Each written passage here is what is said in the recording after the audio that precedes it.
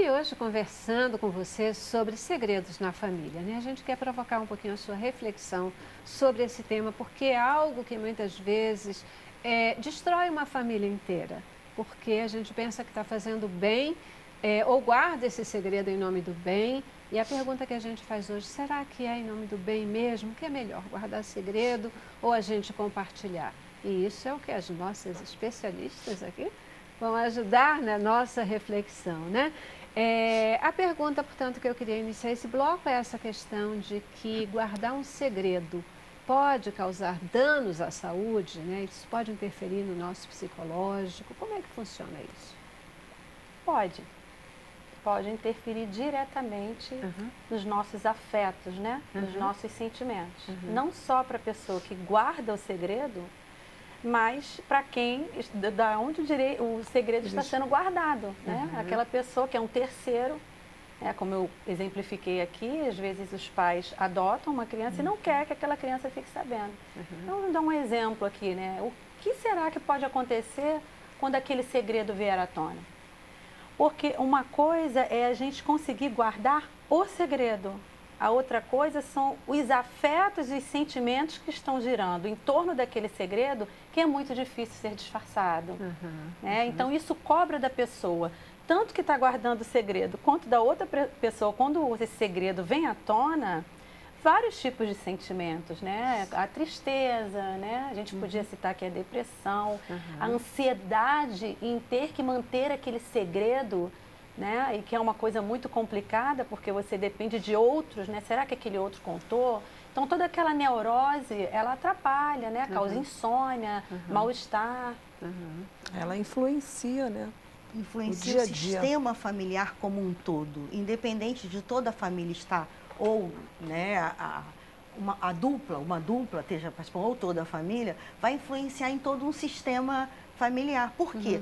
Porque aquela pessoa que contém o segredo vai se aliar provavelmente a um outro que sabe do segredo, né? E acabam escondendo de terceiros ou de um terceiro, e isso vai influenciar nas relações. As relações acabam ficando, às vezes, muito frias, elas ficam distantes. Por quê? Porque quem contém o segredo tem medo desse segredo ser revelado. Então, como a Rosângela falou, o nível de tensão do sistema familiar fica muito alta. E eu sempre falo aqui da questão da ansiedade, né? Ansiedade muito alta gera sintoma na família, seja físico ou emocional, vai gerar um sintoma se essa emoção não for diluída. Então, é muito importante a gente observar que o segredo na família, ele tem um caminho extremamente destrutivo. É como um vírus que está dentro da família e você não vai conseguir combater a menos que se esse segredo, porque eu diferencio privacidade de segredo. Eu penso sempre que um segredo deve ser revelado. Agora, ele precisa do momento certo, da hora certa e da forma certa. O encaminhamento, né, Lucrécia? Exatamente. Para não haver maiores comprometimentos ainda, né? Como você vai falar o segredo? Agora, não consigo ver, na minha experiência, né, acadêmica, de que um segredo que não seja daninho a uma família. Eu acho que sempre a revelação do segredo é muito mais saudável, né? Lógico que você talvez não precise ter exatamente detalhes, você tem que ter a forma de falar. Eu sempre falo para os meus clientes o seguinte, para as famílias: conta um segredo para uma criança, conta com uma marionete. Conta uma brincadeira de marionete, você conta um segredo. Mas você está falando um segredo. Então, tem formas delicadas de falar, tem formas para adulto, tem jeito, né? A questão é você buscar uma orientação de como você vai colocar aquele segredo. Mas pensem bem, diferenciamos segredo de privacidade. Você não é obrigado a falar da sua privacidade, você não tem que falar da sua privacidade. Aquilo que você não quer compartilhar com a pessoa, aquilo que você não quer compartilhar com a sociedade. Mas o segredo na família, ele cria uma distância entre os membros da família e automaticamente ele vai criar inúmeras fantasias, na cabeça de cada indivíduo, na mente de cada indivíduo. Nós podemos pensar, por exemplo, dar um exemplo, né, de uma pessoa que tenha um segredo familiar de abuso sexual na família. Então, ela fica com esse segredo para ela. Muitas vezes ela não compartilha ele com ninguém. E ela vai criar um processo emocional e comportamental extremamente avesso à pessoa que cometeu esse abuso. Às vezes isso é aquele reflexo de que se foi a mulher, ela começa a ter dificuldade no relacionamento, né? Com homens, com o marido. Se é a mulher, é o sentido inverso, né? Se é a criança, ela começa a ter dificuldade no relacionamento. A gente, no consultório ocorre muito de chegar as mulheres com dificuldades sexuais. Quando você vai ver, o grande segredo é sempre lá na infância um abuso sexual. Mas ela nunca compartilhou com o seu cônjuge. E aí, o que ele acha? Ele acha que ela não ama, ela acha que ela não gosta de sexo. Ele fantasia 1 milhão de coisas, né? Como a Rosângela falou da fantasia. É um assunto difícil de ser abordado, é um assunto difícil. Dói, emocionalmente dói, né? Mas é muito interessante quando você tem, assim, um espaço na família, né? Uma abertura para que se coloque ali as questões que estão incomodando, até mesmo as questões de fantasia, as questões que ocorreram.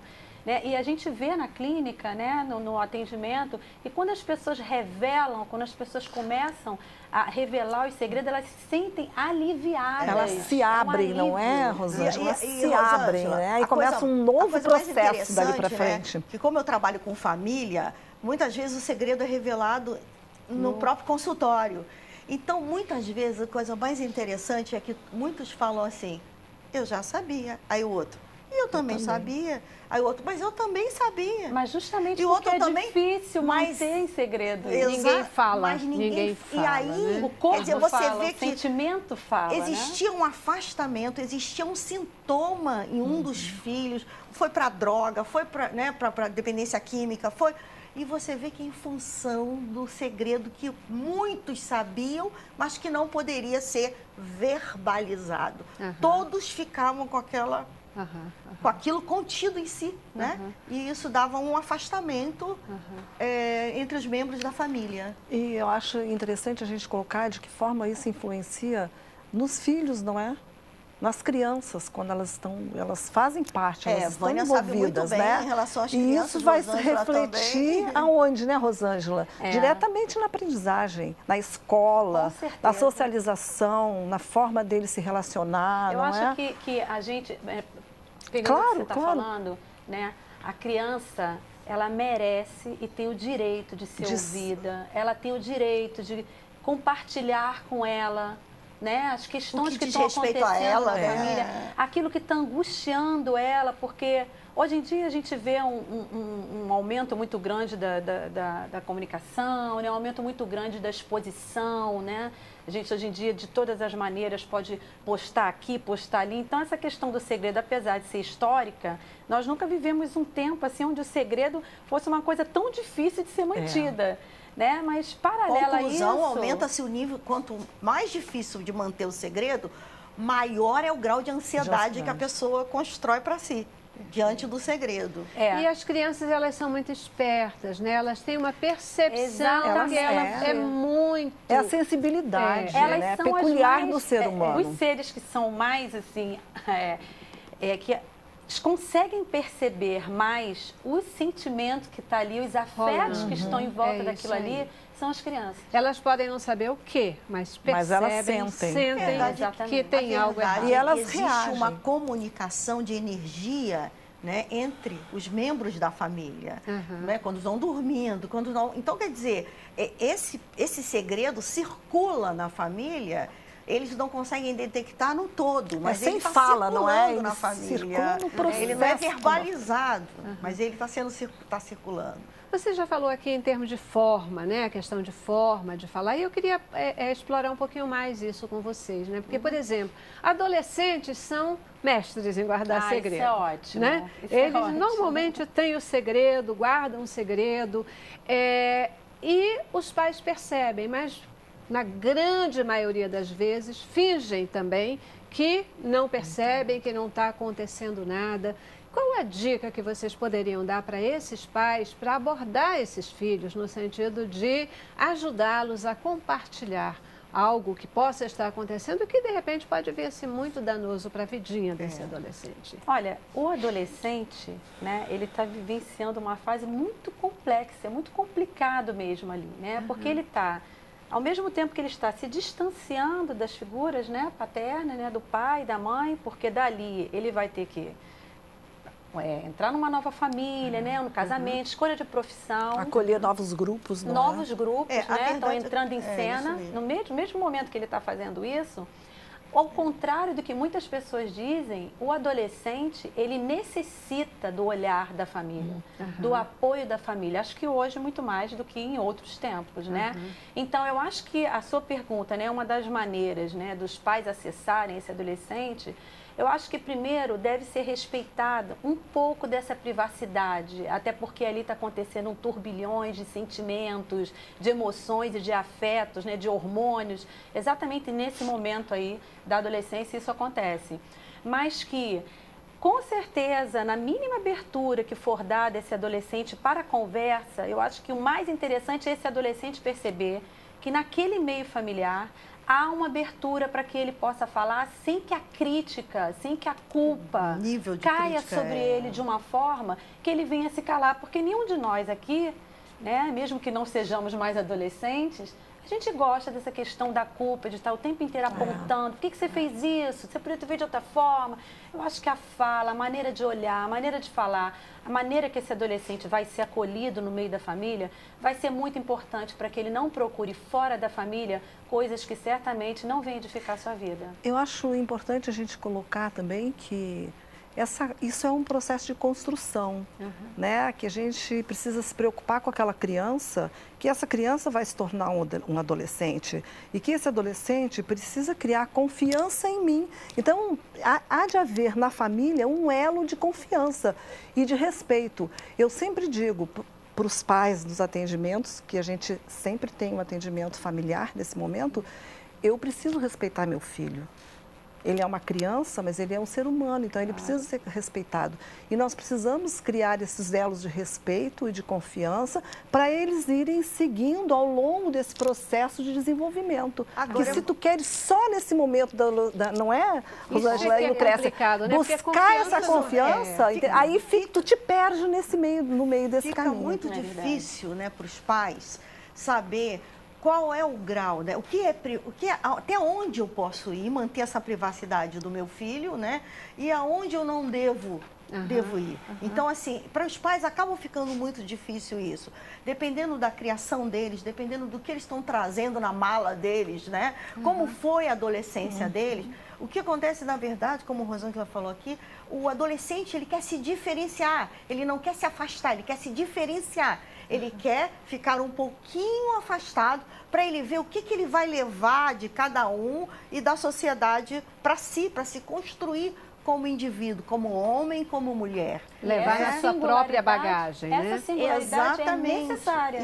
É necessário. O contrário disso, aí já seria preocupante, né? Mas assim, como foi dito... Só, Rosângela, é muito importante nessa questão da adolescência, é você perceber, porque os pais acabam não percebendo que eles foram criados com uma geração diferente e com conceitos culturais muitas vezes diferentes dos atuais. É verdade. Né?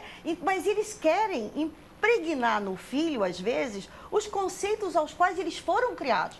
Quando, na verdade, já passaram 3 décadas. E até esquece o que eles mesmos vivenciaram nesse período da adolescência. Exatamente. O que eles mesmos vivenciaram nesse período da adolescência e quanto essa proximidade ela é importante. Eu fico pensando que no momento atual, né, no momento que a gente vive, essa questão da segredo e individualidade tem sido uma grande confusão.